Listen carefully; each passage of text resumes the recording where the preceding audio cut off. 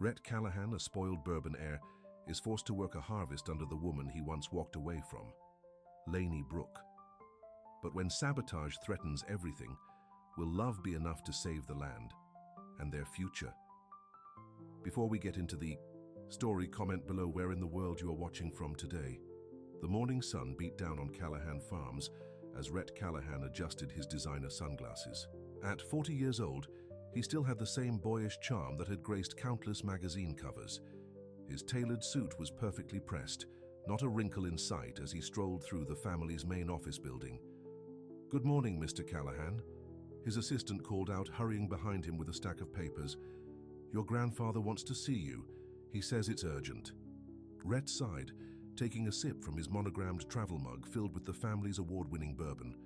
It wasn't even 10 a.m., but when you were Rhett Callahan, normal rules didn't apply.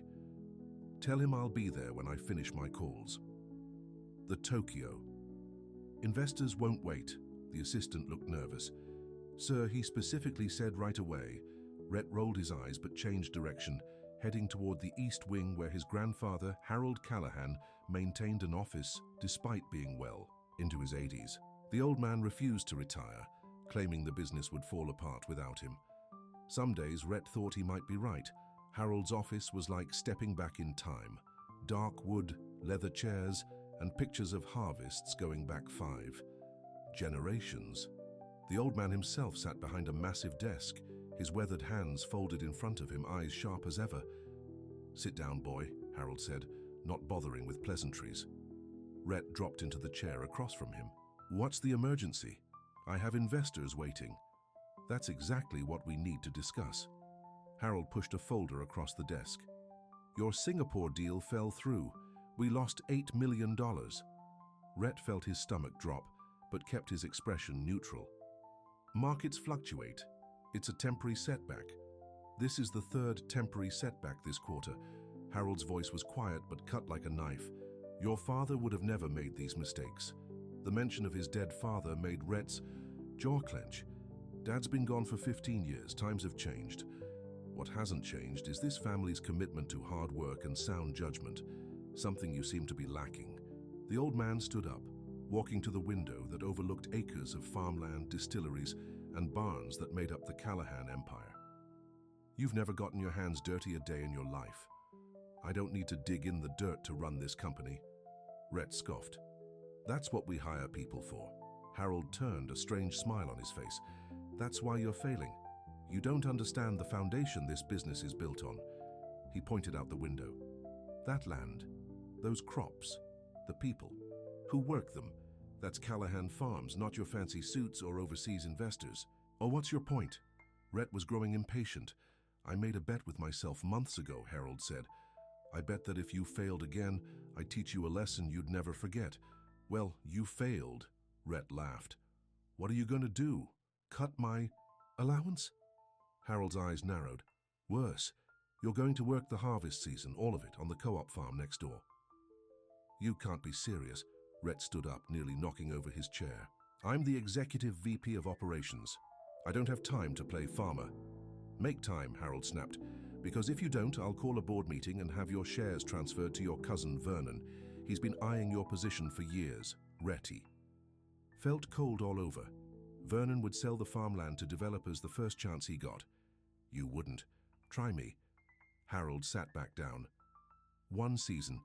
You work like everyone else. Sunrise to sunset. No special treatment.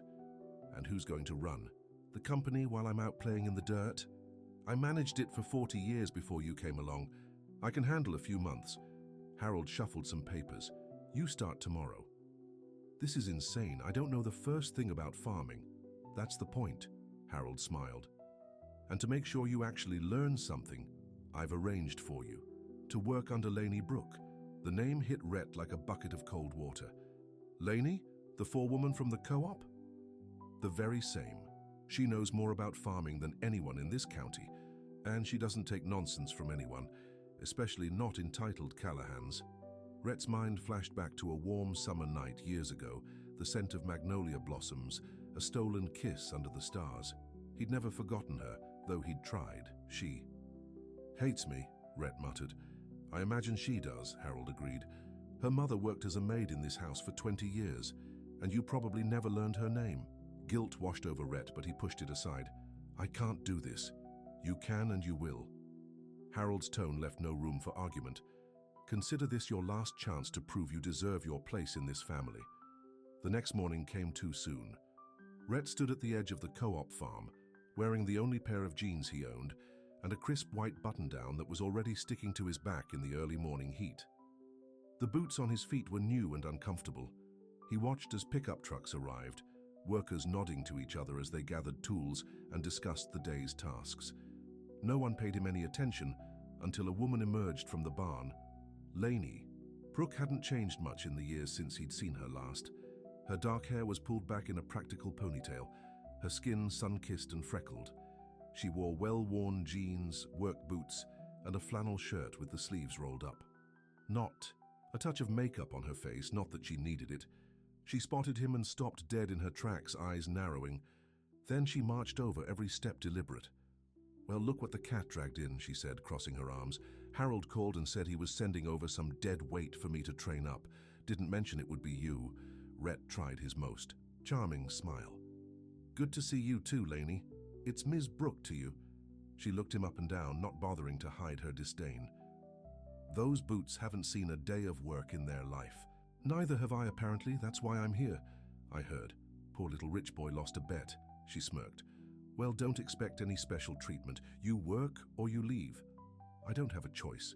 We always have choices, Callahan. You've just been making the wrong ones. Before he could respond, she turned and whistled sharply. A group of workers looked up. This here is Rhett Callahan, she announced. He's joining us for the season. Treat him like any other new hire. She turned back to him. Today you're fixing fence posts. Jake will show you what to do. A burly man with a weathered face waved him over. Rhett hesitated, looking back at Lainey. About what happened at the Miller wedding? Her face hardened. Ancient history. We've got work to do. By noon, Rhett's hands were blistered and bleeding. His back ached, his shoulders burned, and he'd ruined his shirt within the first hour. Jake had shown him how to dig post holes and set fence posts, a task that seemed simple until he tried it himself. Break time, Jake announced, pulling out a thermos and sandwich from a cooler in his truck. Rhett realized he hadn't brought anything. He'd assumed he'd drive into town for lunch. Here, Jake tossed him an apple and a water bottle. You can't work on an empty stomach. Thanks, Rhett said, genuinely grateful. He sat on the tailgate of Jake's truck, watching the activity around the farm. In the distance, he could see Lainey directing a team loading hay bales onto a trailer. She moved with confidence, clearly respected by everyone around her. So what did you do to get on her bad side? Jake asked, following Rhett's gaze. Existed, mostly, Rhett admitted. Our families have history. More than that, from the way she looks at you. Rhett took a bite of the apple to avoid answering. The memory of that night under the magnolia tree was still vivid. Her laugh, the softness of her lips, the way she'd pulled away and looked at him like she was seeing something worth seeing. And then his friends had called him away, and he'd gone without looking back. By the time he realized his mistake, she wouldn't take his calls. After lunch, Lainey walked over to inspect their work. She examined each post carefully, testing their stability. This one's loose, she said, wiggling a post Rhett had set. It'll come down in the first strong wind. I followed the instructions, Rhett protested. No, you rushed it. Pull it out and do it again. She didn't wait for his response, just turned and walked away. Jake patted him on the shoulder.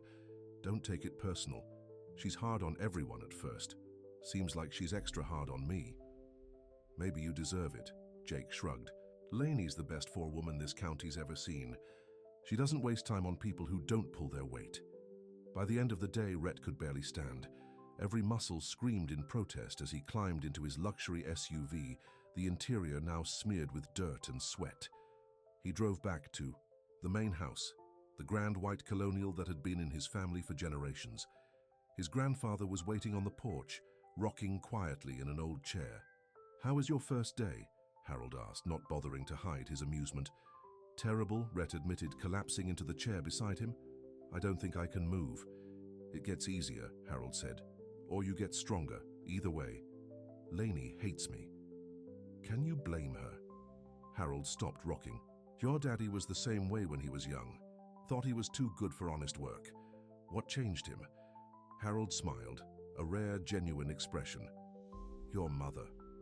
She wouldn't give him the time of day until he showed her he was more than just a name and a bank account. Rhett remembered little of his mother. She died when he was just 8 and his father had followed 10 years later, leaving Rhett in his grandfather's stern care. I don't think Laney's interested in giving me a chance to prove anything. Then you'll have to earn it. Harold stood up. Get some rest. Tomorrow will be harder. The old man was right. The next day brought new aches on top of the old ones. Rhett was assigned to the irrigation team, spending hours in the hot sun adjusting water lines and checking pumps. By midweek, he was helping prepare fields for the coming harvest, learning to operate equipment he'd only ever seen from a distance. Each night he collapsed into bed, too tired to even check his emails. Each morning he dragged himself back to the co-op, driven by a stubbornness he hadn't known he possessed. Laney kept her distance, assigning him tasks through other workers, watching from afar with that unreadable expression. But as the first week turned into the second, Rhett began to notice small changes. His hands grew calloused, his body adjusted to the work. He started to recognize the rhythm of the farm, to understand the language of the land. And sometimes, when he thought she wasn't looking, he caught Laney watching him with something that might have been surprise.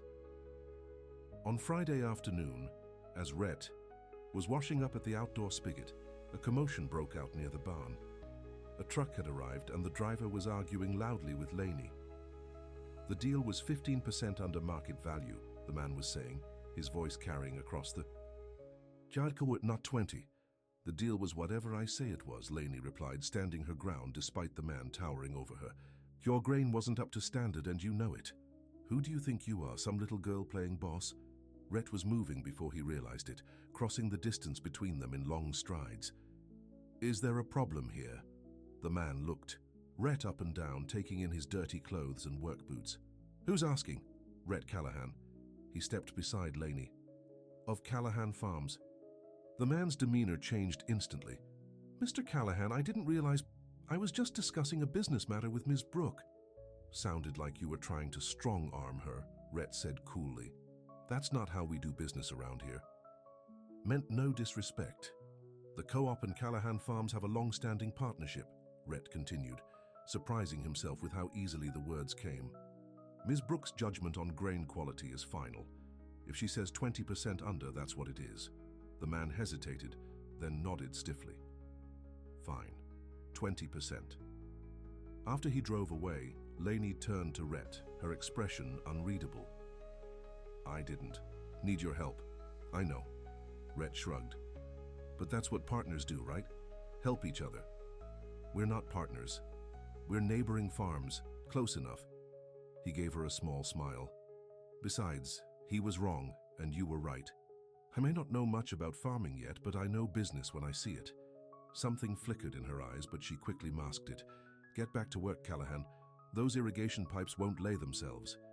As she walked away, Rhett found himself watching her go, struck by a thought that surprised him. For the first time in his life, he actually cared what someone thought of him, someone who couldn't be impressed by his name or his money, and somehow, that made Laney Brooke the most interesting woman he'd ever met. That night, Rhett sat on the porch with his grandfather again, nursing a glass of Callahan bourbon. You look less pathetic today, Harold observed. Thanks, Rhett said dryly. I think I'm getting the hang of it. Didn't expect that, did you? Rhett took a sip of his drink, considering. No, I didn't expect to like it. Harold nodded, a knowing look in his eyes. Your father said the same thing once. Did Laney's mother really work here? Rhett asked suddenly. Margaret? For over 20 years. Best housekeeper we ever had. Harold's voice softened. She was here when your mother was sick, helped care for her at the end, and for you after. Shame washed over Rhett. I don't remember her. You were just a boy. Harold studied him. But Laney remembers. She used to come here with her mother sometimes, watching from the kitchen while you had your riding lessons and tennis coaches. The image hit Rhett hard. A young Laney, watching him enjoy privileges she could only dream of. No wonder she resented him. I have a lot to make up for, he said quietly. Yes, you do. Harold stood up. Better get some rest. Tomorrow's another day. As Rhett lay in bed that night, he realized something that startled him. For the first time in years, he was looking forward to tomorrow, not because of some deal or party, but because he wanted to see what the new day would bring, what he might learn, whether Lainey might finally look at him and see something worth seeing. He fell asleep with dirt under his fingernails and the unfamiliar satisfaction of a day spent doing something real. As weeks passed, the rhythm of farm life began to feel almost natural to Rhett. The blisters on his hands had hardened into calluses. His designer clothes hung untouched in his closet, replaced by practical work shirts and worn jeans. Even his expensive haircut had grown out, giving way to a more rugged look that he couldn't be bothered to maintain. "You're getting the hang of the tractor," Jake commented one afternoon as they finished plowing a field. 2 weeks ago, you couldn't even start the engine without flooding it. Rhett grinned, wiping sweat from his forehead. "Don't tell Lainey, she'll just find something harder for me to do." "She's tough but fair," Jake said, leaning against the tractor. "Truth is, she's been easier on you than most newcomers." "Could have fooled me," Jake laughed. "Yesterday she had you driving the harvester. That's a job she usually saves for people who've been here at least a season." Rhett looked across the field, where Lainey was inspecting crops with another worker. She'd barely spoken directly to him in days, assigning his tasks through others, watching from a distance. "You know what I don't get?" Rhett said. "Why she won't just talk to me. We were friends once, a long time ago."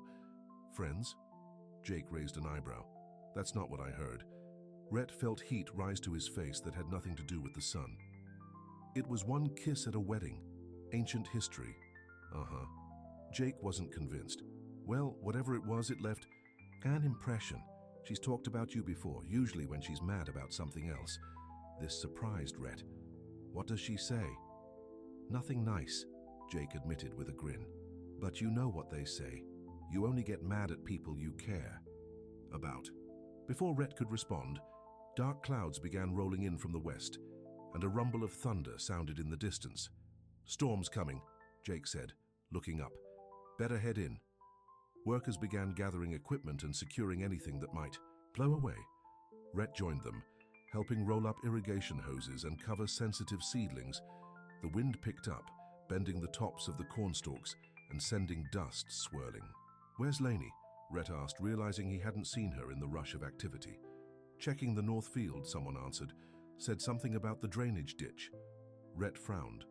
The north field was the furthest from the barns. She shouldn't be out there alone with this storm coming. Without waiting for a response, he jogged toward his truck, jumping in and heading down the dirt road that led to the north section of the farm. Fat raindrops began to fall, quickly turning into a downpour that reduced visibility to almost nothing. He switched on his high beams, straining to see through the windshield. The drainage ditch came into view, a deep trench designed to prevent flooding in the lower fields. And there was Lainey, soaked to the skin, struggling with a piece of debris that was blocking the flow. Rhett parked and ran toward her, rain pelting his face. "Lainey, what are you doing? It's not safe out here." She looked up, hair plastered to her face. "The ditch is clogged. If it overflows, we'll lose the entire north section." Without hesitation, Rhett jumped down into the ditch beside her. The water was already up to their ankles and rising fast. He grabbed the fallen tree branch she was trying to move. "Together," he shouted over the storm. They pushed and pulled, the wood slippery in their hands. Finally, with a great heave, they dislodged it. Water rushed through, carrying the branch downstream. "There's more." Lainey pointed to another blockage further down. For the next 20 minutes, they worked side by side, clearing debris and digging channels to direct the water away from the vulnerable crops. By the time they finished, they were both shivering and covered in mud. "We need to get back," Rhett said, offering his hand to help her climb out of the ditch. To his surprise, she took it, allowing him to pull her up the slippery bank. They ran to his truck, collapsing into the seats as lightning cracked overhead. "That was close," Rhett said, turning the heat on full blast. "You could have been hurt out there alone." Lainey pushed wet hair from her face, her expression softening slightly. "Thank you for coming to help. How did you know where I was?" "I asked about you when the storm hit. Couldn't just leave you out here." He glanced at her, taking in her drenched clothes and mud-streaked face. Even like this, she was beautiful. You know, most people would have let the ditch flood and dealt with the consequences later. I'm not most people. No, he agreed quietly. You're not. Something changed in her eyes, a warmth he hadn't seen directed at him in years. Then she looked away, wrapping her arms around herself for warmth. We should get back, she said. The drive back was silent, but not uncomfortable. When they reached the barn, other workers rushed out with towels and hot coffee. In the commotion, Laney was pulled away to discuss the storm damage, leaving Rhett to change into dry clothes someone had brought from his locker. Later that evening, Rhett sat in his grandfather's study, nursing a glass of bourbon while rain continued to pour outside. Heard you saved the North Field today, Harold said, looking up from his accounts. It was Laney's call. I just helped. Harold studied him over reading glasses. That's not how Jake tells it. Says you rushed out there like a knight in shining armor. Rhett rolled his eyes. It wasn't like that. No? A smile played at the corners of Harold's mouth. You know, your father did the same thing once. Drove through a blizzard to check on your mother when she was caught at her parents' farm during a storm. That's when I knew he was serious about her. I'm not serious about Laney, Rhett protested too quickly. We work together, that's all. Keep telling yourself that. Harold shuffled some papers. By the way, there's a board meeting next week. Vernon's been asking questions about your absence. Rhett tensed. What kind of questions? The kind that suggest he's making moves. Claims the Tokyo investors are getting nervous without you at the helm. Are they? Hard to say. Harold looked grave. But Vernon's been meeting with developers from Atlanta. Says they're just friends, but I don't like it. Rhett tapped his fingers against his glass, thinking, I should come to the meeting. How you can spare one day from the farm, Harold agreed. But remember our deal, one full season. I remember, Rhett said. I just never thought I'd start caring about what happens to those fields. The next morning, Rhett arrived at the co-op to find Laney in the equipment shed, inventorying tools. She looked up when he entered, her expression unreadable. About yesterday, she began. Don't mention it, Rhett said quickly. Anyone would have done the same. No, they wouldn't. She set down her clipboard. Most people from your world would have called for help and waited in their truck. You jumped into a flooding ditch in the middle of a thunderstorm. He shrugged, oddly uncomfortable with her gratitude. Like I said, no big deal. Why are you really here, Rhett? Her directness caught him off guard. Your grandfather's bet can't be the only reason you're sticking with this. Maybe I'm just stubborn. Maybe. She took a step closer. Or maybe there's more to you than I thought. Their eyes met, and for a moment Rhett was transported back to that night under the magnolia tree when anything had seemed possible. Then a dog barked outside, breaking the spell. That's Ridge, Laney said, moving past him toward the door. He always comes to work with me. Outside, a large border collie was running around the yard, chasing after a ball thrown by one of the workers. Rhett followed Laney, watching as she called the dog over. Ridge, come. The dog immediately responded, trotting over with his tail wagging. Good boy. He's well trained, Rhett observed, kneeling down to offer his hand to the dog. Has to be for farm work. Laney scratched behind Ridge's ears. He herds the sheep better than any human could. As if understanding the compliment, Ridge barked happily, then took off again to patrol the yard. The day passed quickly, with everyone working to assess and repair the storm damage. Fields needed to be checked, equipment dried out, and structures inspected. By late afternoon, Rhett found himself working alongside Laney to mend a section of fence that had blown down. Hand me that wire cutter, she said, focused on twisting a piece of fencing into place. As Rhett passed her the tool, their fingers brushed, lingering just a moment too long. He cleared his throat. I have to go into town next week. Board meeting. At Callahan Farms, Laney's hand stilled. Going back to your real life? It's just a meeting. And after the harvest, when your bet is over? She didn't look up. Back to your penthouse and cocktail parties? The question caught him off guard. He'd been so caught up in the daily routine of the farm that he hadn't thought much about what came after. I don't know, he admitted. Sure you do. Now she did look at him, her eyes challenging. This is just a temporary diversion for you, a funny story to tell at your next charity gala. Remember that time I played farmer for a few months? Her words stung because there was truth in them. A month ago, that's exactly how he would have seen this experience. That's not fair, isn't it? She stood up, dusting off her hands. Look, I've known guys like you my whole life, Rhett. You slum it for a while, feel good about yourselves for understanding how the other half lives, then go right back to your privilege. Is that what you think I'm doing? I think... She broke off as Ridge's urgent barking cut through the air. Something's wrong. They both turned to see the dog racing across the field toward the road, barking frantically. A moment later, they heard the screech of tires and a yelp of pain. Ridge! Lainey cried, already running. Rhett was right behind her, his heart pounding. They reached the road to find Ridge lying on the shoulder, whimpering. A car was speeding away in the distance. Lainey dropped to her knees beside the dog. He's hurt. Bad, she said, her voice breaking as she gently examined him. His leg, and I think he's bleeding internally. Rhett knelt beside her, seeing the unnatural angle of the dog's hind leg and the shallow, rapid breathing. We need to get him to a vet now. My truck's back at the barn, Lainey said, panic rising in her voice.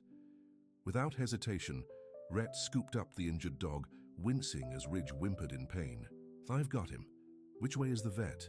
Pearson Animal Hospital on Route 16. Lainey was already on her feet. It's about 3 miles. Too far to walk with him like this. Rhett looked around, making a quick decision. There's a shortcut through...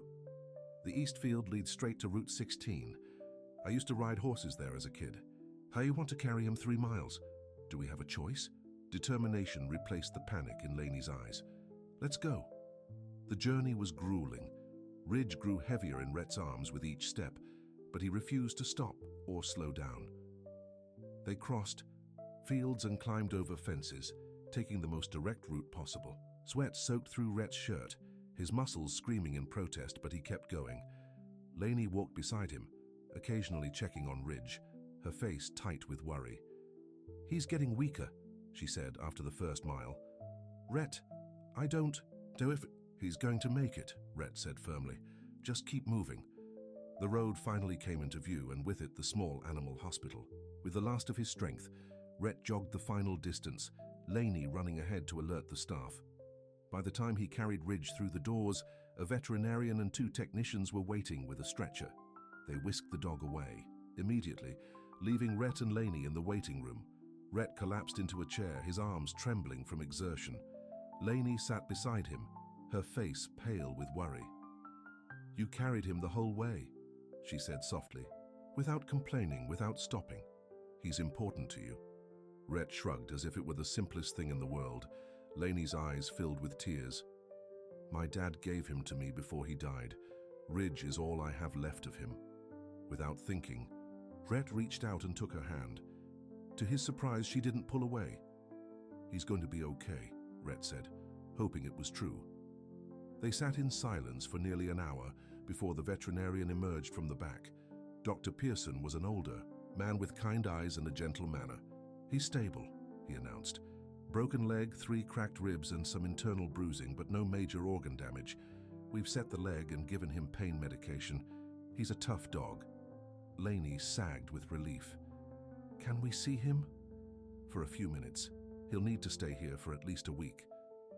They followed the doctor to a recovery area where Ridge lay on a bed, his leg in a cast, an IV in his front paw. Despite his injuries, his tail thumped weakly when he saw Lainey. She knelt beside him, gently stroking his head. Good boy, you're going to be fine. Rhett hung back watching the reunion. Dr. Pearson moved to stand beside him. You saved his life getting him here so quickly, the vet said quietly. Another hour and it might have been too late. Rhett shook his head. I just carried him. You did the saving. Don't sell yourself short, Mr. Callahan. The doctor smiled knowingly. Folks around here have noticed a change in you these past weeks. Have they? Small towns talk, Dr. Pearson patted his shoulder. And what they're saying is that Callahan's golden boy might finally be growing up. Later, as they walked back to the farm in the fading light, Lainey was unusually quiet.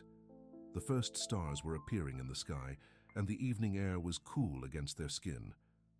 Thank you, she finally said. For Ridge, I don't know what I would have done if... Don't think about that, Rhett interrupted gently. He's going to be fine. Still, she stopped walking, turning to face him. Why did you do it? Carry him all that way when anyone else would have gone for help or waited for a car? Rhett considered his answer carefully, because he needed help right then. Not in 20 minutes, not after we found someone with a car. Right then, she studied his face in the twilight. The Rhett Callahan I remember would have called his driver and had a helicopter airlifting the dog to the best animal hospital in the state. Maybe I'm not that guy anymore. Maybe you're not, she agreed softly. For a moment they stood there, something unspoken passing between them. Then Lainey looked away. We should get back. It's getting dark. As they resumed walking, their hands brushed against each other, and this time Rhett took a chance. He caught her fingers with his, lightly at first, giving her the chance to pull away. She didn't. They walked hand in hand under the first stars of evening, back toward the farm that was changing both their lives in ways neither had expected. The morning of the board meeting dawned bright and clear. Rhett stood in front of his closet, staring at suits he hadn't worn in nearly 2 months. His fingers, once smooth and manicured, were now calloused and tanned. He caught his reflection in the mirror, his face leaner, his shoulders broader, his eyes clearer than they'd been in years. He chose the simplest suit he owned, a navy blue one that had always seemed too conservative before. As he knotted his tie, his grandfather appeared in the doorway. "You clean up nice," Harold said with a hint of amusement. "Almost forgot what you look like without mud on your boots." "I didn't," Rhett replied, straightening his collar. "Bean, nice not having to dress up every day." Harold studied him. "You've changed." "Just my clothes." "No." The old man shook his head. "More than that. There's something different in your eyes." Rhett thought about the past weeks, the physical labor that had reshaped his body, the sense of accomplishment at the end of each day, the growing connection with Lainey. "Maybe there is." "You ready for this?" Harold asked. "Vernon's been busy while you've been away. Let him try whatever he wants," Rhett said with newfound confidence. "I know things now that he never will." The boardroom at Callahan Farms headquarters felt smaller than Rhett remembered, or perhaps it was just that he felt larger within it. Heads turned as he entered, whispers following in his wake. He nodded to familiar faces, ignoring the surprised looks at his sun-darkened skin and more muscular frame. Vernon Callahan, his cousin, sat at the far end of the table. At 35, Vernon had always been the family schemer, ambitious without ethics, hungry for power, but unwilling to work for it. His smile was razor-thin as Rhett took his seat. Well, the prodigal son returns," Vernon drawled. "How's life as a farmhand treating you, cousin?" "Better than expected," Rhett replied evenly. "How's life as a schemer treating you?" Vernon's smile faltered slightly. "Just keeping things running in your absence. Someone had to step up." Before Rhett could respond, Harold called the meeting to order. The usual business followed: production reports, sales figures, marketing strategies. Rhett listened more carefully than he ever had before, seeing connections he'd previously missed between the corporate decisions made in this room and their effects on the actual land and people. Then Vernon cleared his throat. "I'd like to introduce a proposal for consideration." He slid folders across the table. "I've been in discussions with Meridian Development Group about a potential partnership." Rhett opened the folder, scanning the contents quickly. His jaw tightened. "This isn't a partnership, it's a land sale." "A partial sale," Vernon corrected smoothly. "Just the eastern acreage, land that's been underperforming for years. Meridian is prepared to offer 3 times its agricultural value." "To build what?" Rhett demanded. "Condos? A shopping mall?" "A luxury resort and golf course," Vernon replied. "It's an excellent opportunity. The cash influx would allow us to modernize our remaining operations, increase production, at the cost of farmland that's been in our family for 5 generations, Rhett interrupted. He looked around the table at the other board members. Most families, some long-time business associates. That land isn't underperforming. It's being regenerated using sustainable practices. The co-op has been working that section under an agreement with us for the past 3 years. Vernon waved dismissively. "Hobby farming. It's not profitable." "Not everything is about immediate profit," Rhett said, rising to his feet. He was surprised. by the conviction in his own voice. That land feeds people. It sustains wildlife. It preserves our water quality. And yes, given time, it will be profitable again, but in a way that doesn't strip it of everything that makes it valuable. Harold watched silently, something like pride flickering in his eyes. Pretty words, Vernon sneered. But this company isn't a charity. We have shareholders to answer to. I am a shareholder, Rhett reminded him. The largest one, in fact. And I'm telling you, this deal is dead in the water. Vernon's face darkened. You've been playing in the dirt for a few weeks and suddenly you're an expert? The Rhett I know cares more about the bottom line than some romanticized notion of farming. Maybe you never knew me, Rhett said quietly. Or maybe I never knew myself. He closed the folder and pushed it away. Either way, I'm not signing off on this. We can vote without you, Vernon threatened. Harold finally spoke up. Actually, you can't. The company bylaws require the CEO's approval for any land transactions. He fixed Vernon with a steely gaze. A provision your father tried to change. Years ago, if I recall. The meeting ended with tension thick in the air. As board members filed out, Vernon grabbed Rhett's arm. This isn't over, he hissed. Your little farming vacation has a time limit. When it's done, you'll either sign this deal or I'll find a way to force you out completely. Rhett calmly removed his cousin's hand. You're welcome to try. Later, as Rhett changed back into his work clothes, Harold appeared in his doorway again. I did good in there, the old man said. Better than I expected. Thanks for backing me up. Didn't do it for you. Harold's eyes were serious. Did it for the land. Been in our family too long to let Vernon and his developer friends carve it up. Rhett nodded, understanding. I need to get back to the co-op. We're bringing in the first section of corn today. Vernon wasn't wrong about one thing, Harold said, as Rhett headed for the door. Your time there does have a limit. Our deal was one harvest season. I know, Rhett said, though the thought sat like a stone in his stomach. I haven't forgotten. When Rhett arrived at the co-op, the atmosphere was one of excited activity.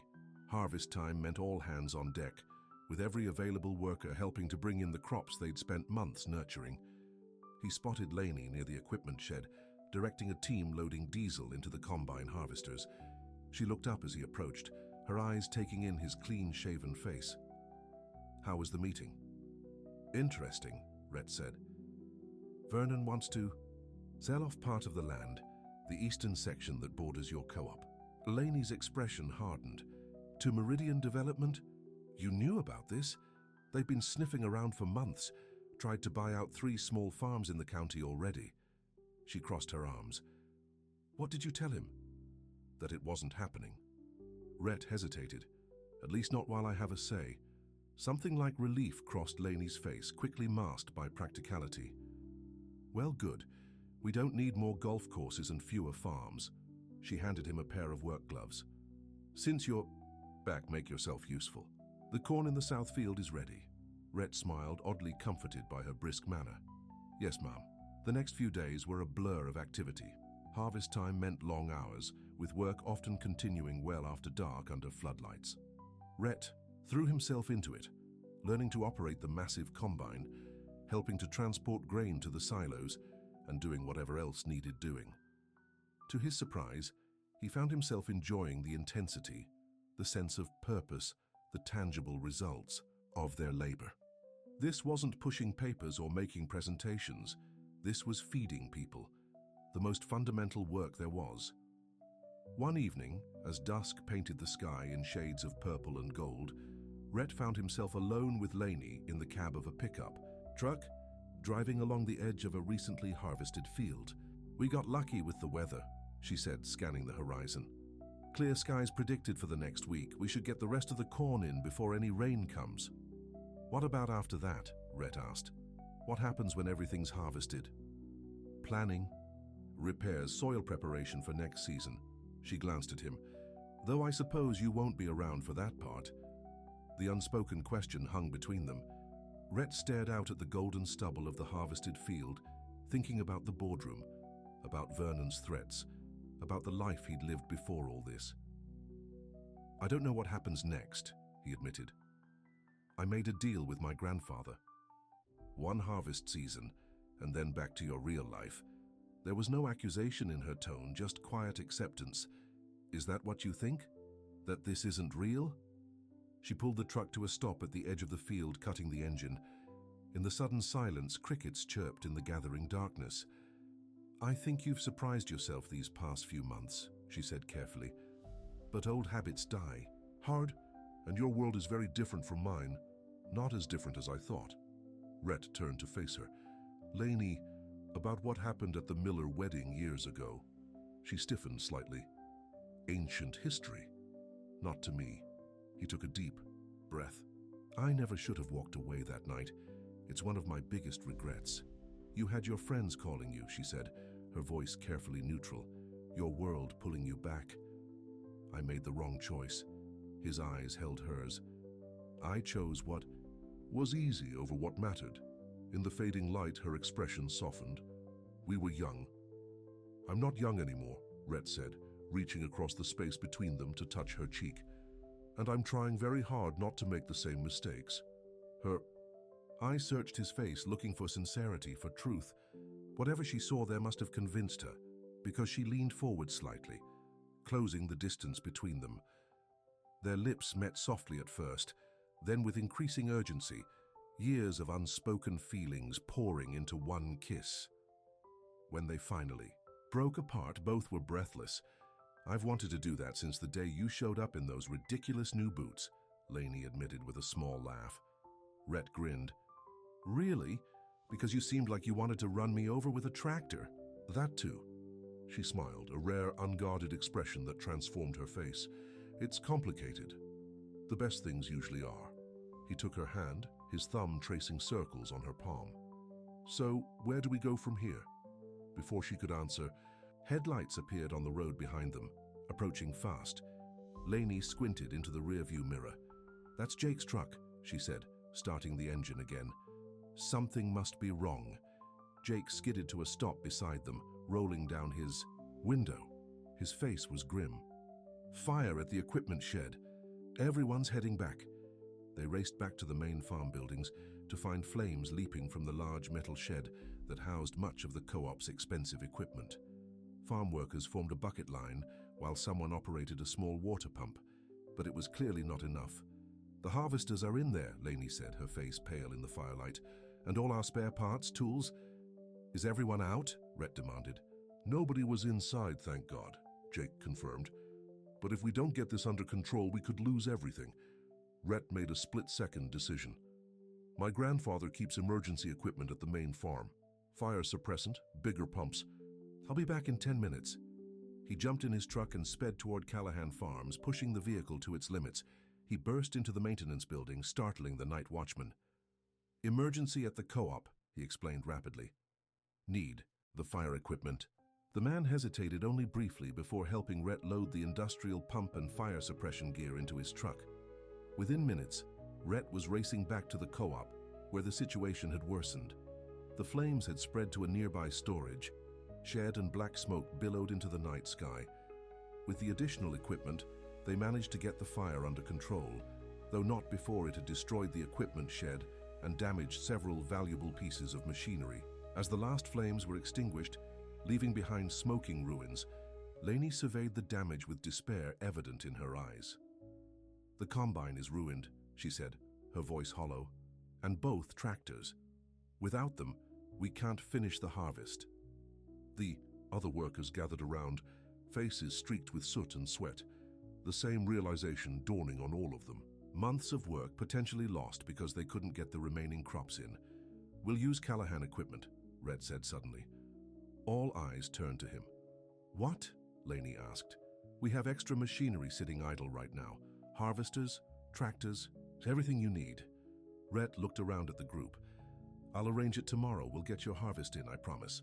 Your grandfather would allow that? Jake asked skeptically. He will, Rhett said with more confidence than he felt. And if he won't, I'll find another way. Later, as they sat on the tailgate of Lainey's truck, watching the last embers being doused, she finally asked the question that had been hanging between them. Why are you doing this, really? Rhett considered his answer carefully. Because it's the right thing to do. Because these people have worked too hard to lose everything now. He looked at her.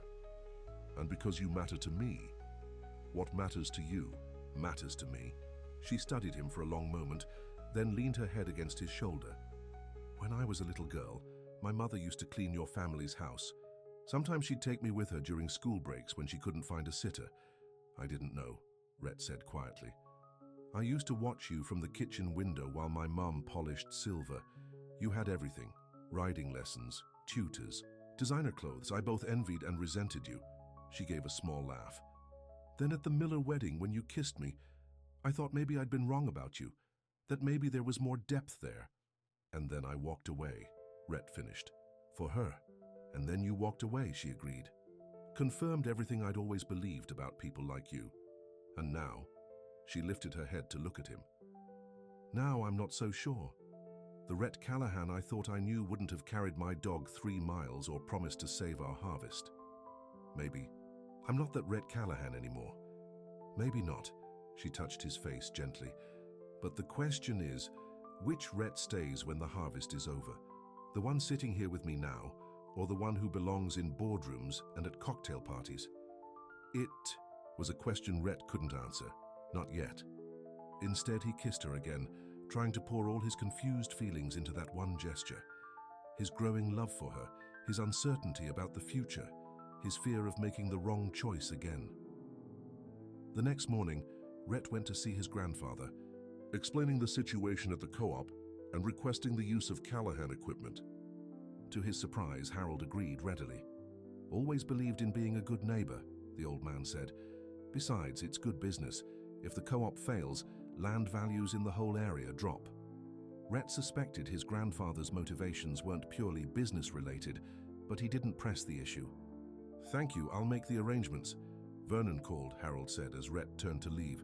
Says Meridian upped their offer. Wants to present it at the next board meeting. Rhett paused.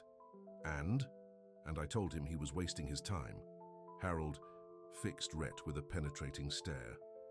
Unless you've changed your mind. I haven't, Rhett said firmly, and I won't. Harold nodded, seemingly satisfied. Your father would be proud of you, you know.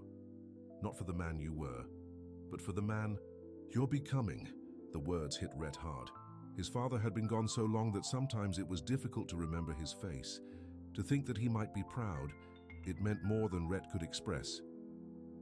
I hope so, was all he could manage when he returned to the co-op with news that the Callahan equipment was theirs to use. The relief and gratitude on everyone's faces was overwhelming.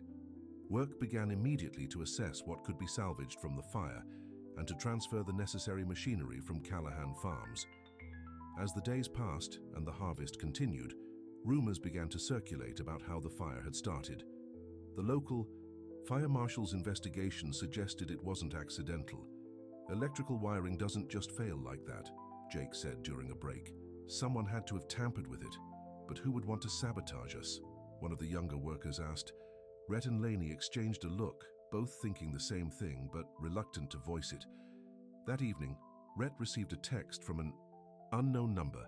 Stay out of my way or the co-op won't be the only thing that burns. He stared at the message for a long time, anger building inside him.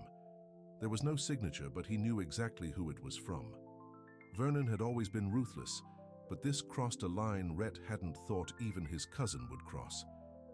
He showed the message to Laney as they sat on her small porch after work, Ridge lying at their feet with his legs still in a cast. You think Vernon started the fire? She asked, her face tight with anger. I can't prove it, but yes. Rhett ran a hand through his hair. It fits. If the co-op fails, the land becomes less valuable as farmland. Easier to justify selling it to developers. We should go to the police.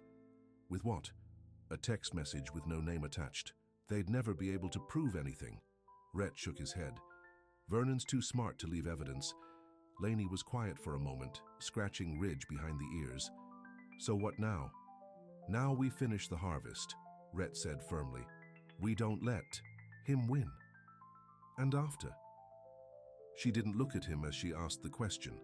Rhett took her hand, waiting until she met his eyes. I don't know exactly what happens after, but I do know that whatever it is, I want you to be part of it. Her expression softened. Rhett, I mean it, Laney. These past months have changed me. Or maybe they just revealed who I really am underneath all the Callahan expectations and trappings. He squeezed her hand. I don't want to go back to the person I was before. People don't change overnight, she cautioned. It hasn't been overnight. It's been day by day, fence post by fence post, sunrise to sunset. He smiled. And it's been you showing me what really matters. She leaned forward and kissed him, a silent acknowledgement of feelings neither of them had fully put into words. Yet, when she pulled back, her eyes were serious. Whatever happens with Vernon, with the harvest, with everything else, just promise me one thing. Anything, Rhett said, meaning it. Don't walk away this time. He pulled her closer, making a silent vow that he intended to keep for the rest of his life. Never again. As they sat together, watching the sunset paint the sky in brilliant colors, Rhett felt a sense of peace he'd never known before. The path ahead wasn't clear, but for the first time he was certain he was heading in the right direction. The last weeks of harvest season arrived with a sense of urgency. Every day counted. Now, with winter approaching and the remaining crops needing to be brought in, thanks to the Callahan equipment, the co-op was back on schedule, though everyone was working longer hours to make up for lost time.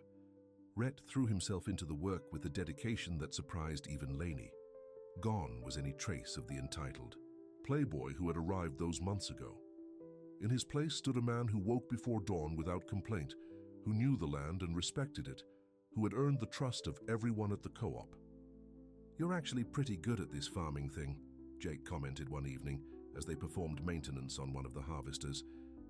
Who would have thought? Rhett smiled, wiping grease from his hands. Not me, that's for sure. So what happens when this is all over? Jake asked the question that had been on everyone's mind. You heading back to your penthouse? Before Rhett could answer, a truck pulled up and Harold Callahan stepped out. It was unusual to see the old man at the co-op. He nodded to the workers and made his way to where Rhett stood. Need to talk to you, Harold said, his expression grave. Privately. Rhett felt a knot form in his stomach as he followed his grandfather to a quiet spot near the edge of the field. What's wrong? Vernon called an emergency board meeting for tomorrow morning. Harold's voice was tight with anger. He's found some obscure bylaw that might let him force a vote on the land sale without your approval. He can't do that, Rhett protested. I said the bylaws require CEO approval, and they do. But Vernon's claiming that since you've been absent from your duties for months, the board can vote to temporarily reassign your authority. The old man looked tired. Our lawyers are fighting it, but Vernon's prepared. He's been planning this for a while. Rhett felt cold anger spreading through him. The fire at the co-op, that was him, wasn't it? Harold's silence was answer enough. I need to be at that meeting, Rhett said firmly. 8 a.m. sharp. Harold studied his grandson's face. You know what Vernon's really after, don't you? This isn't just about one land deal. He wants control of the whole company.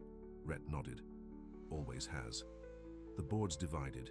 Some members think you've abandoned your responsibilities. Others are loyal to the family traditions. Harold put a hand on Rhett's shoulder. Tomorrow will determine the future of everything the Callahans have built for generations. After his grandfather left, Rhett found Lainey in the barn reviewing inventory lists. The sight of her, focused, competent, beautiful in the simple way that had become so precious to him, made his chest tighten. Everything okay? She asked, looking up. You look worried. He told her about Vernon's maneuver and the emergency board meeting. As he spoke, her expression grew increasingly concerned. He can't get away with this, she said when he finished. He might. Rhett ran a hand through his hair. He spent months building support on the board while I've been here. He gestured around them at the barn, the fields beyond. Do you regret it? Lainey asked quietly. Being here instead of there? Not for a second. His answer came without hesitation.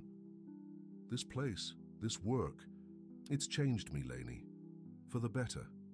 She studied his face. So what will you do? Fight for what matters. He took her hands in his. The land, the farm, the co-op, you. The next morning dawned clear and cold, the first real hint of winter in the air. Rhett dressed carefully in a suit that now felt strange and constraining after months in work clothes. As he knotted his tie, he caught sight of his reflection. the same outward appearance as before, but the eyes looking back at him belonged to a different man entirely. The boardroom was tense when he arrived. Vernon sat at one end of the long table, a satisfied smirk on his face. Board members filled the other seats, along with lawyers from both sides. Harold took his place at Rhett's side. "Nice of you to join us," Vernon said smoothly. "We were just discussing your extended absence." "I wasn't absent," Rhett replied calmly. "I was working, learning the foundation of this business in a way I should have years ago." Vernon gave a theatrical sigh. "Noble sentiments, but this company needs leadership, not physical labor. While you've been playing farmer, I've been maintaining our relationships with investors, expanding our market presence, and trying to sell off our heritage to the highest bidder," Rhett interrupted. "Progress requires change," Vernon said, opening a folder. "Now, as to the matter at hand, under Article 7, Section 3 of the company bylaws, the board may vote to temporarily reassign executive authority in cases of prolonged absence or incapacity." "I'm neither absent nor incapacitated," Rhett pointed out. "You haven't been at your desk in 3 months," Vernon countered, "during which time you've neglected your duties as CEO." "The CEO's duty is to ensure the long-term success and sustainability of this company," Rhett said, rising to his feet. "Everything I've done has been in service to that goal." He looked around the table, meeting the eyes of each board member. Many of these people had known him his entire life. They'd watched him grow up, had seen his failures and successes. "For generations, the Callahan name has stood for something in this community," Rhett continued. "Not just profit, but stewardship, care for the land and the people who work it. Somewhere along the way, I lost sight of that. I became focused on quarterly reports and stock prices, forgetting the real wealth beneath our feet." "Poetic," Vernon sneered, "but hardly relevant to this discussion." "It's entirely relevant," Rhett replied, "because this vote isn't really about my absence. It's about 2 different visions for Callahan Farms. Vernon sees land that could be sold for a quick profit. I see our heritage and our future." He reached into his briefcase and pulled out a set of documents, passing them around the table. "What's this?" Vernon demanded. "A 5-year plan for Callahan Farms," Rhett explained. "Incorporating sustainable practices, expanding our organic product lines, and partnering with the co-op to maximize yields while minimizing environmental impact. Projected revenue increases of 20% year over year, with lower costs and higher profit margins." Board members leafed through the documents with interest. Rhett had stayed up most of the night preparing them, drawing on everything he'd learned over the past months. "This is fantasy," Vernon scoffed. "Meridian is offering cash on the table right now. For land we can never get back," Rhett countered. "Land that will continue producing food and income for generations to come if we manage it properly." An older board member, Martha Callahan, spoke up. "These projections are impressive, Rhett. But why the sudden interest in sustainable farming?" "This seems like a convenient conversion." It was the opening Rhett had been waiting for. "Because I've seen it work with my own eyes, Aunt Martha. For the past 3 months, I've been learning from the best farmers in the county. The men and women at the co-op aren't just workers. They're innovators, problem solvers, stewards of the land. The same co-op that nearly lost their entire harvest due to a convenient equipment fire," Vernon interjected. "Hardly a model of success," Rhett's eyes narrowed. "Interesting that you bring up that fire, Vernon. The fire marshal's report came in this morning." He nodded to Harold, who slid another document onto the table. "Definitely arson. And they found something interesting at the scene, a platinum cufflink." Vernon's face paled slightly. "What are you implying?" "Just that it's a distinctive piece of jewelry, engraved with the initials VC." Rhett held his cousin's gaze. "Strange. Coincidence? This is outrageous," Vernon sputtered. "You can't possibly—" "The investigation is ongoing," Rhett cut him off. "But it raises questions about how far someone might go to ensure this land deal goes through." The atmosphere in the room had shifted. Board members exchanged troubled glances. Vernon's lawyer whispered urgently in his ear. "I think we've heard enough," Harold said firmly. "It's time to vote. The motion before us is whether to temporarily reassign CEO authority from Rhett Callahan." One by one, the board members voted. When the final tally was announced, Vernon's motion had failed by a significant margin. His face was a mask of barely controlled rage as he gathered his papers. "This isn't over," he muttered as he passed Rhett on his way out. "For you it is," Rhett replied quietly. "Your cufflink has been turned over to the police. If I were you, I'd be calling my criminal attorney, not my corporate one." After the meeting, as board members congratulated Rhett on his presentation, Harold pulled him aside. "That was well done," the old man said. "Your father would have been proud." "Thank you," Rhett said, the words meaning more to him than his grandfather could know. "So what now?" Harold asked. "The bet is nearly over. Harvest? Season ends next week." Rhett looked out the window at the rolling fields that had been in his family for generations. "I have some ideas about that." Later that afternoon, Rhett drove back to the co-op, stopping first at the veterinary clinic to pick up Ridge. The dog had finally had his cast removed and greeted Rhett with enthusiastic barking and tail wagging. "He's made a remarkable recovery," Dr. Pearson said as Rhett loaded Ridge into his truck. "Almost good as new." "He's tough," Rhett smiled, scratching behind the dog's ears. "Like his owner." At the co-op, everyone was busy with the final push of harvest. Rhett found Lainey in the field, directing the collection of the last soybean crop. Her face lit up when she saw Ridge jumping out of the truck, running toward her. With only the slightest limp. "Look at you," she cried, kneeling to hug the dog. "All better." "Doc says he's officially cleared for duty," Rhett said, watching the reunion with a smile. Lainey looked up at him, noticing his suit. "How was the meeting?" Vernon lost. "Soundly." Rhett loosened his tie. "And the police are looking into his connection to the fire." Relief washed over her face. "So the land is safe, for now at least." He helped her to her feet. "But that's not the only news I have." She raised an eyebrow. "Oh?" "I've been doing a lot of thinking about what happens after the harvest. After our bet is over." He took a deep breath. "I don't want to go back to my old life, Lainey, not completely." "What are you saying?" "I'm saying I want to create something new. A true partnership between Callahan Farms and the co-op." His eyes were bright with excitement. "Shared resources, shared knowledge, shared profits. We could be a model for sustainable agriculture in this region." "That's a big idea," she said cautiously. "The co-op members would have a lot of questions." "I know, and I'm ready to answer them, to work through the details together." He took her hands in his. "But that's not the only partnership I'm interested in." Understanding dawned in her eyes. "Rhett, I love you, Lainey."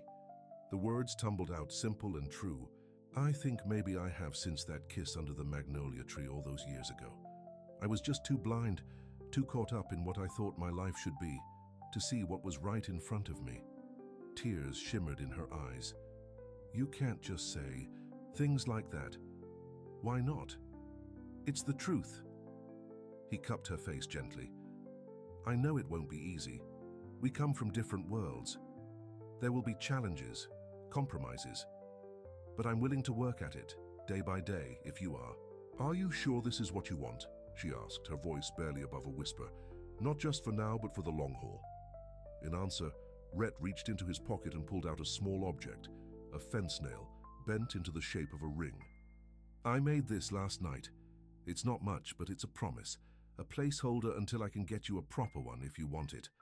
Lainey stared at the makeshift ring, then back at his face. "You're serious?" "Dead serious." He held her gaze. "I won that. Bet with my grandfather.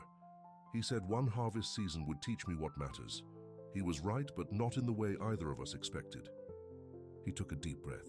"So what do you say, Lainey Brooke? Will you take a chance on me, on us?" For a long moment she said nothing, and Rhett felt his heart hammering in his chest.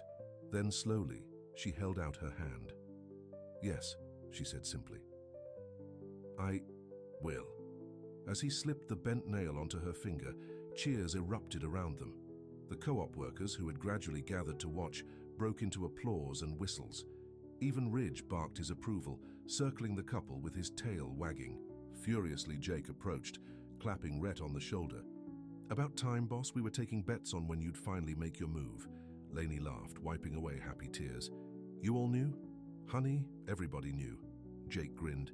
"You two aren't exactly subtle." Later that evening, as the sun set over The newly harvested fields, Rhett and Lainey sat on the porch of her small house, Ridge stretched out at their feet. The makeshift ring glinted on her finger as she rested her hand in his. "So what happens tomorrow?" she asked. "And the day after that?" "We finish the harvest," Rhett said. "We present our partnership proposal to the co-op members and the Callahan board. We start planning for next season. And us?" He smiled, bringing her hand to his lips. "We build something together, something that lasts." "It won't always be easy," she cautioned. "There will be days when your old world pulls at you, when board meetings and business trips seem more important than fence posts and irrigation systems." "I know," he nodded seriously. "And there will be days when you doubt that someone like me can really change, really commit to this life. So how do we make it work?" "One day at a time," Rhett said simply. "Just like farming. You plant, you tend, you harvest, you weather the storms together. You celebrate the good years and hold on through the bad ones." She leaned against him, content. "When did you get so wise, Rhett Callahan?"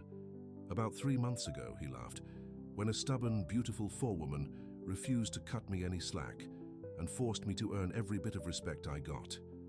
As darkness fell, they remained on the porch, talking about plans and dreams, about the future they would build together.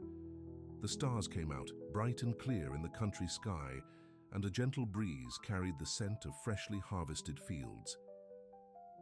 The next morning, Rhett woke before dawn out of habit. He slipped out of Lainey's house quietly, not wanting to wake her after the late night. There was something he needed to do before the day's work began. He drove to a quiet corner of Callahan land where an old magnolia tree stood sentinel over the rolling fields.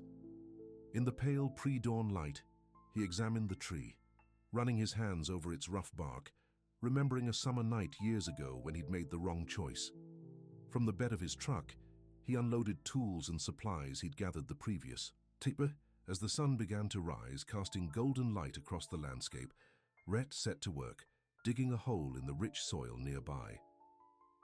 Hours later, Lainey found him there, standing beside a newly planted magnolia sapling. Ridge ran ahead of her, circling the small tree curiously. "What's this?" she asked, stepping beside him.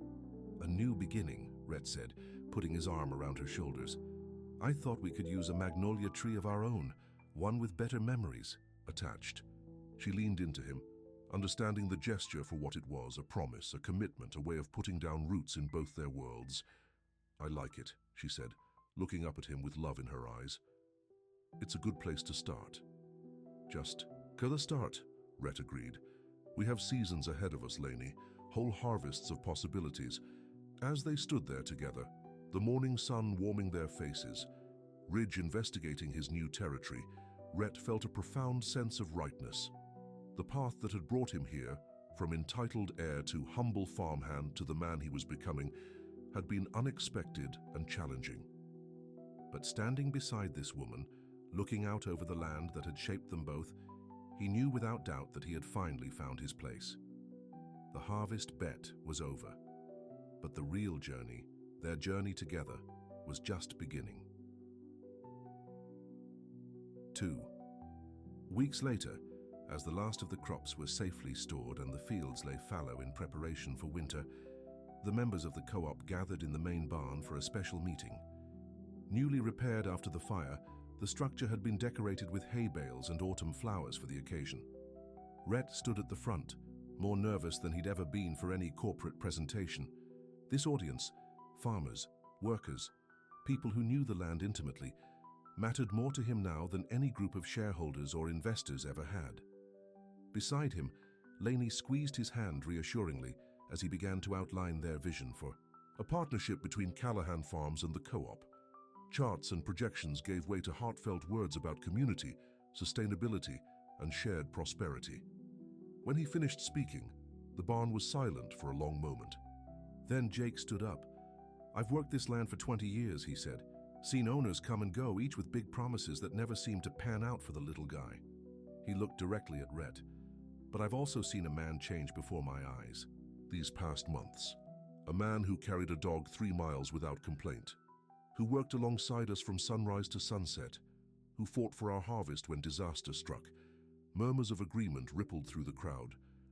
So I say we give this partnership a chance, Jake concluded. Not because he's a Callahan, but because he's earned the right to be heard. One by one, the co-op members voiced their opinions, some enthusiastic, others cautious, but willing to try. By the end of the meeting, a framework had been established. Committees formed to work out the details. As people began to disperse, Harold Callahan made his way toward Rhett and Laney. The old man looked around the barn with an approving nod. "You did good," he said to Rhett. "Better than I expected when I made that bet." "Was that your plan all along?" Rhett asked. "For me to fall in love with the land, with the work?" He glanced at Laney. "With her?" Harold's eyes twinkled. "I'm good, but I'm not that good. I just wanted you to understand what being a Callahan really means." He looked at Laney. "Though I can't say I'm disappointed with the outcome." As his grandfather walked away, Rhett turned to Laney. "So, Ms. Brooke, ready to be partners with a Callahan?" "I'm thinking about it," she teased, the bent nail ring still on her finger. She'd refused to let him replace it yet, saying it meant more to her than any diamond ever could. Ridge barked at their feet, impatient for attention. "I think that's a yes from at least one member of the Brooke family," Rhett laughed, kneeling to pet the dog. Later, as they walked hand in hand through the quiet fields, the last light of day painting the sky in shades of pink and gold, Laney asked the question that had been on her mind. "Do you ever miss it? Your old life?"